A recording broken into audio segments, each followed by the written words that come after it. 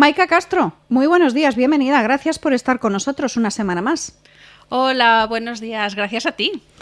Oye, Maika, hoy en nuestra sección de Necesito una psicóloga, que como saben nuestros oyentes nos llega cada semana de la mano de Tanatorio y Crematorio Guixa, vamos a hablar de un tema que es controvertido, peliagudo, complicado y que lamentablemente desde hace un tiempo parece ser que está en primera línea de los informativos. Los abusos a menores.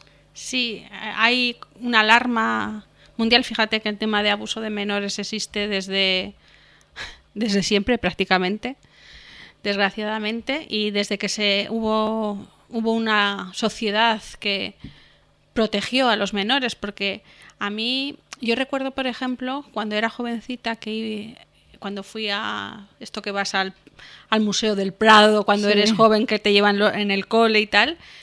Si te fijas, a mí me llamó mucho la atención un cuadro de Goya, que no me acuerdo ahora cómo se llama, que es de un prostíbulo, y se ven los niños por el prostíbulo, delante del alcohol, de las prostitutas, y se veía como algo habitual y normal.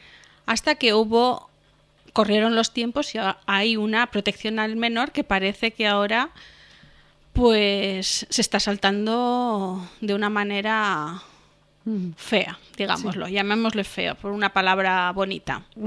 Bueno, bien.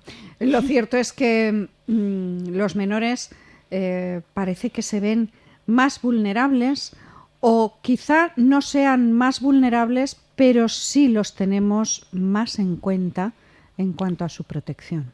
Sí, la verdad es que el tema de la protección del menor está más en vigente, y muchos de los padres que me preguntan es eso, ¿qué hacer, ¿no? Porque ¿cómo puedes proteger a tu hijo cuando no estás 24 horas con él? No puedes estar libre de que venga un depredador sexual y le capte, porque ahora con el tema de internet es mucho más fácil.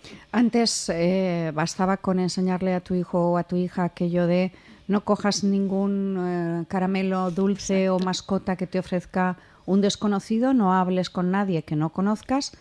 Pero ahora con las redes sociales somos incapaces de hacer amigos físicos, pero virtualmente tenemos un montón de amigos de los que no sabemos nada. Sí, y luego también el tema de los abusos sexuales, la gente normalmente se piensa que normalmente ocurre con gente extraña, y eso es un mito, porque normalmente los abusos de menores siempre ocurre en entornos conocidos.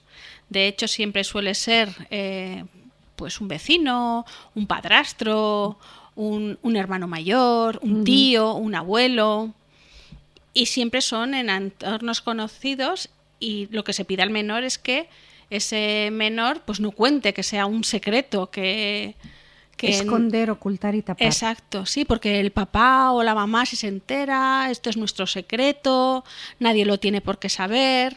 Siempre hay un desnivel de poder respecto a que tiene mayor autoridad. Pues por ejemplo un abuelo, ¿no? Obviamente tiene una autoridad sobre su nieto. O por ejemplo, pues si tú haces esto, te voy a regalar tal, un móvil, un juguete. Sí, que muchas veces no es una amenaza, sino un chantaje. Exacto, sí. Porque muchas veces la gente se piensa que cuando hay un abuso de menores hay violencia de por medio, que es lo que estamos oyendo ahora en medios de comunicación. A veces es así, pero dentro de lo que es el abuso de menores no suele ser así. En lo que puede pasar, pues eso, en un Gandía, en un pueblo o una ciudad normal, digamos, ¿no? Por tanto, claro, prevenirlo cuando estamos hablando de un abuso de un extraño podría parecer o resultar un tanto más fácil. Pero ¿cómo lo prevenimos en un entorno íntimo, en un entorno familiar?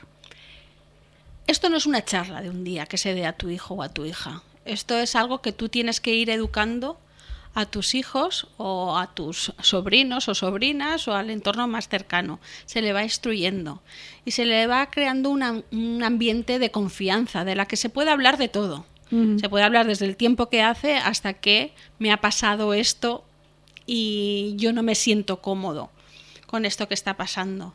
Entonces, en un ambiente de confianza, hacerle entender al menor que su cuerpo es suyo, que hay unos límites, que todo aquello que pase que le genere incomodidad hay que decirlo, que el no es no. Y una de las cosas que normalmente pasa cuando los niños desvelan que están siendo abusados es que los padres empiezan a interrogar o a no creer. Y normalmente en tema de abusos, yo ya llevo muchos años con el tema de abuso de menores, los niños no mienten sobre estas cosas. No tienen esa inventiva. Exacto. Es decir, lo que cuentan es porque realmente les ha pasado. Claro, por eso es tan importante el creerles. Cuando te lo están contando, creerlos y no invitarle a dudar o eso no está pasando o minimizarlo. O muchos padres o gente que lo escucha cercana mira hacia otro lado porque a veces es que es igual un hermano el que está produciendo el abuso a tu propia hija o tu padre.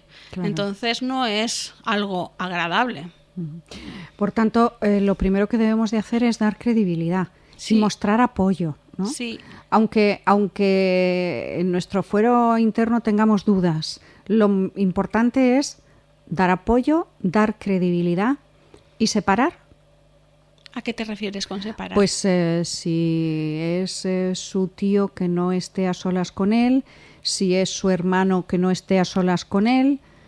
Por supuesto, crear un ambiente de confianza, porque si tú imagínate, te están contando que están habiendo sido abusada y luego te dejan esa tarde con el abusador, pues es un poco de sentido común. Claro. Hay que crear un ambiente de protección, porque si eso se llega a denunciar y tú permites que tu hijo se quede con el abusador, estás siendo cómplice a nivel legal.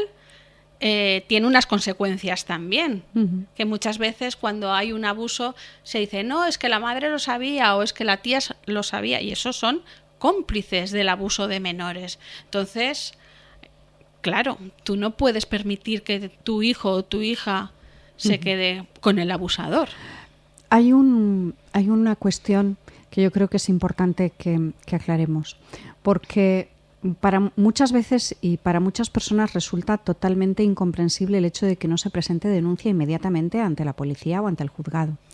Pero hay un proceso que se llama el de revictimización y a veces es más importante evitar ese estigma que el llevar la denuncia a lo legal de forma inmediata. ¿Es cierto? ¿Es así? Sí.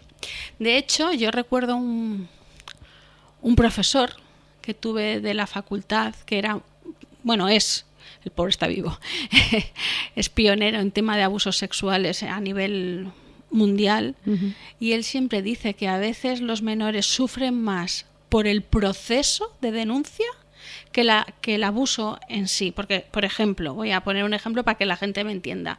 Si está siendo toqueteada o manoseada o expuesta a tema de pornografía o lo que sea, el menor lo puede vivir como un juego. Y dentro de lo que cabe, igual no lo vive con tanto, entiéndeme lo que te estoy diciendo, con tanto perfectamente. trauma. Pero luego todo el proceso de ir a juzgados, aquí en Gandía no hay que ir a Valencia. Depende del juez que te toque, depende del abogado que te toque, porque en Estados Unidos la verdad es que a nivel legal está muy bien organizado, porque lo que se hace es a través de una terapia, eso se graba, queda grabado todo lo que ocurre y eso sirve como prueba del delito. Entonces el menor prácticamente no se entera, porque está en un ambiente cómodo, agradable y de confianza. Pero aquí mareamos al menor. Claro. Tiene que repetir la misma historia muchas veces, que eso ya está empezando a cambiar. Y hay centros en Valencia que hacen este tipo de trabajo. Pero claro, tú imagínate lo que es eso, el maltrato institucional. Pues pasar por todos los pasos que hay que llevar. Es aquello de quizá el abuso, como el menor lo ha visto como un juego, aunque haya sido un juego que no le haya gustado, pero como un juego no le genera un estigma y todo el proceso legal posterior lo estigmatiza de por vida. Sí, porque hay que llevar, ya digo, en este tema, yo siempre lo cojo con pinzas porque a nivel, digamos, de proceso judicial, desde mi punto de vista como psicóloga, debería de hacerse de otra manera completamente diferente. Porque es ir a la policía, ir al juzgado, luego el abogado, luego el fiscal, luego... Son muchísimas cosas y yo he visto procesos con menores que al final dices, sí, incluso a veces han ido de rositas, aunque nos suena triste, ¿no? El abusador se ha ido de rositas simplemente porque ha tenido un buen abogado y eso es una realidad. Con todo esto no estoy diciendo que no hay que denunciar, cuidado, no estoy diciendo eso, estoy contando una realidad que es la que es y quien toque en el Ministerio de Justicia, pues que tome las medidas adecuadas para que los procesos judiciales sean totalmente diferentes. Uh-huh. Efectivamente, eso es lo que debemos de hacer y sobre todo recurrir pues cuanto antes a un terapeuta, ¿no, Maika? Sí. Porque aunque a nosotros nos parezca que lo podemos abordar tranquilamente y que podemos, pues muchas veces no vamos a saber ver lo que hay detrás y hay que evitarle ese estigma al menor, ¿no? Sí, y simplemente es demasiado fuerte para ti para llevarlo a cabo tú como padre o madre, y para estos casos siempre hace falta la ayuda de un profesional.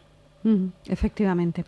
Pues recurramos al profesional y en estos casos, bueno, yo creo que siempre, pero en estos casos sobre todo, cuanto antes, mejor. Sí, porque al final el sentimiento de culpa, que es lo que aparece muchas veces, ¿no? De ese menor o esa menor que lo ha sufrido y se cree que...